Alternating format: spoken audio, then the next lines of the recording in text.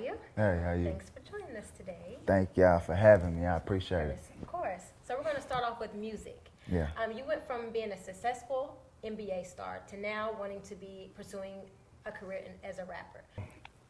With me, it's really just about the love of music. Like that's pretty much what it boils down to. Like I thought Shaq was dope, you know what I'm saying? But I think for me it's not just a hobby.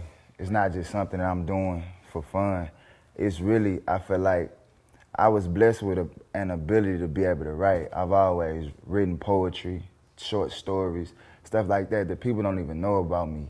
And so when it comes to music, this is not something that I just started doing yesterday. Right. You know what I'm saying? So I think that what I bring is a unique ability to just be myself and be vulnerable when it comes to being a man. I think a lot of music that I hear today, men kind of refrain from showing emotion because it kind of makes you look weak, or I think people take it, or men feel like, yeah, it makes them look weak. But for me, like I've been through a lot publicly, and so I'm gonna tell my story. When it comes to basketball, I'm gonna just tell my story, and I think that's the difference. And another thing is, by me not playing basketball, I've been able to completely focus on the music. Like I think those guys were doing too at one time. Right. And so you can't really hone in and you can't really improve that much when you aren't able to invest the time. Because basketball, you got to be so disciplined. Well said. And we know one of the things that led you to your music was your depression. Yeah. Can you tell us a little bit about that? Like, how were your nights? Did you have that support system? Yeah, I think that's what people will get most once they start to hear my music. It really, I feel like it was my only lifeline at the time, because with everything that I was going through, from my injuries to my divorce to just being away from my family, I felt like I didn't have nothing and I didn't want to talk to nobody. And so at that time, I would just write my poetry and write my poetry. But even in writing poetry, you still kind of keep it to yourself. You don't ever get it out. And one time I was in the studio and I tell Bruce, he an angel, Bruce Bang, that's who I released my first single with. He's an angel because when I went to the studio with him, I was doing my poetry, and he was like, man, you ever thought about putting that to music? And I was like, yeah, I used to rap over like other people's beats, you know what I'm saying, for fun, but I never thought about making original tracks. But once I did it, and after we heard it, like it just blew our mind, like where it could go. And so from that point on, I just started to lock in.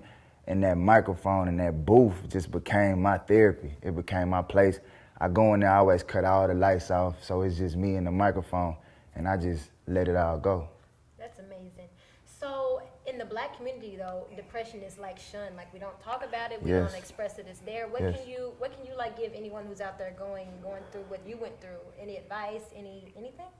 For me, I just think I take it very seriously. You know, anytime somebody say they dealing with something, you never know how deep that is for that person. So I never judge, and I never judge nobody when it comes to that, because I know what it feels like to be at the bottom, like rock bottom. I felt like I had nothing, but I think I just kept my faith. You know, I tried to stay strong. I tried to stay in prayer.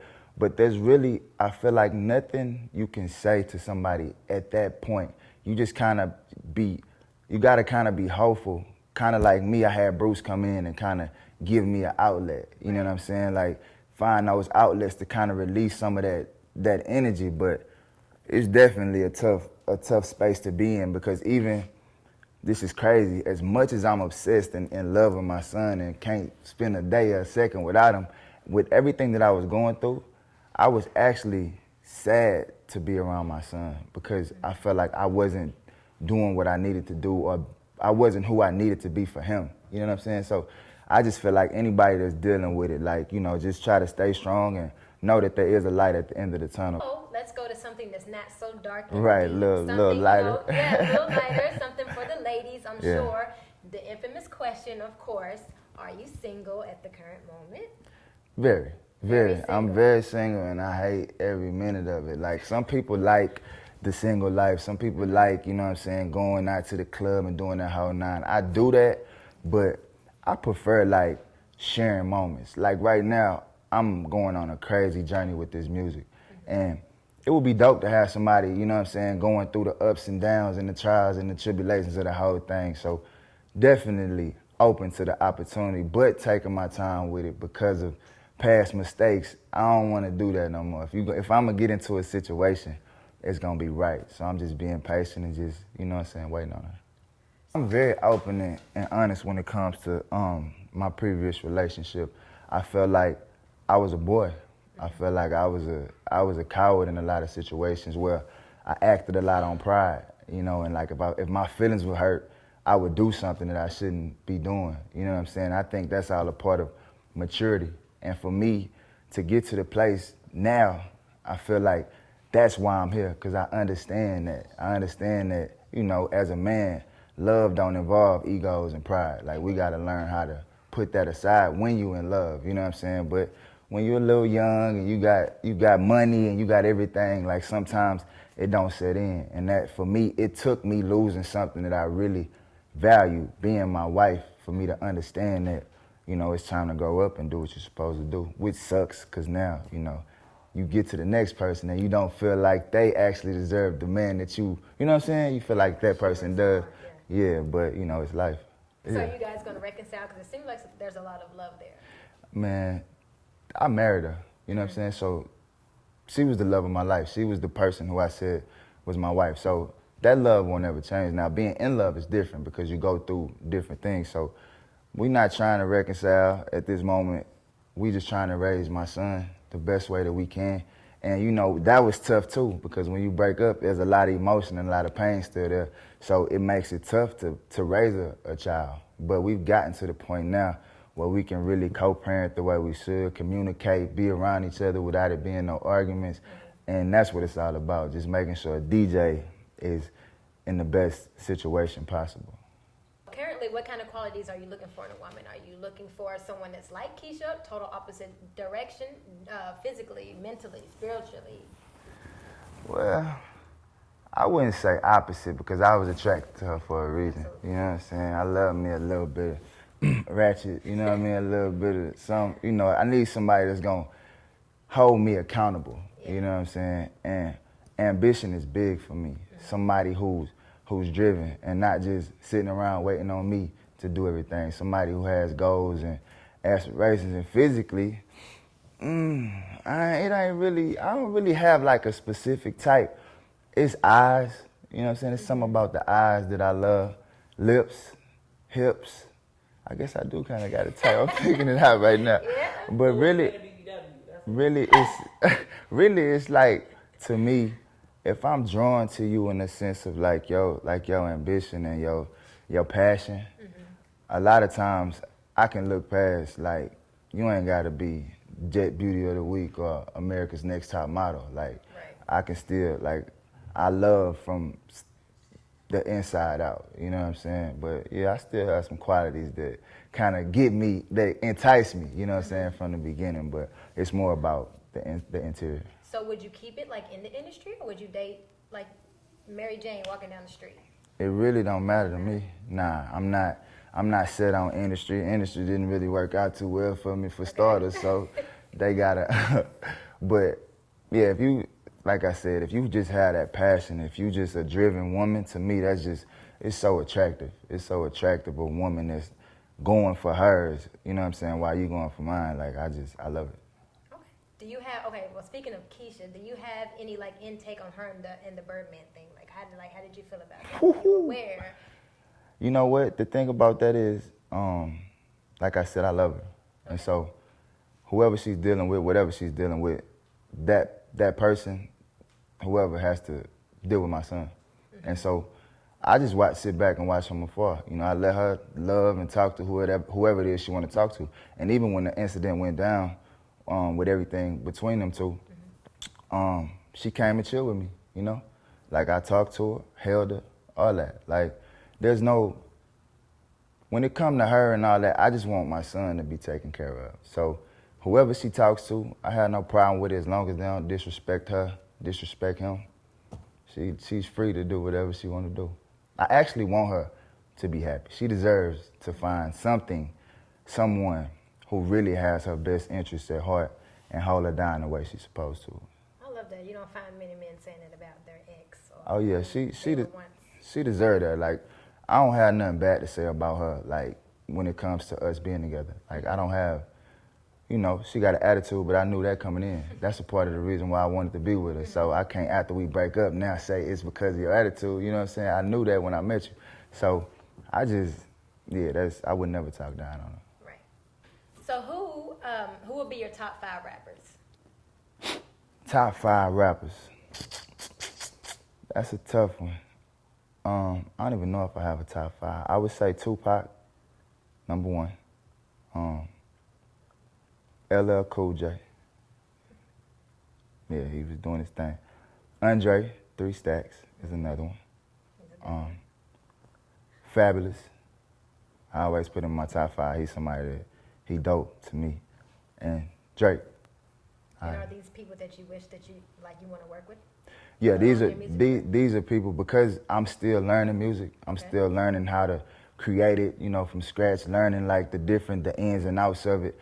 Those are people who I look to and sort of mirror some of their style, like, you know what I mean, how they create songs and stuff like that. Like, I try to take bits and pieces from other artists to add to my game, so, you know, I'm a little bit better. So let's talk about your music. Since releasing your first single, what do you think of the response? Are you overwhelmed? Is it not what you thought it would be? Better? It's dope. It's a really dope experience, because for me, success is not selling 1 million records right now. For success is breaking that mold. It's for people to see like we don't need to put limits on each other. We don't need to say, oh, because you played basketball for X amount of years, you're supposed to play basketball for the rest of your life. If you look at it, technically, you can only play basketball for 12 to 15 years of your life anyway, and then you're done. And so I don't know why as a people we limit ourselves and we don't give ourselves enough credit. Like, we were created by God to be limitless.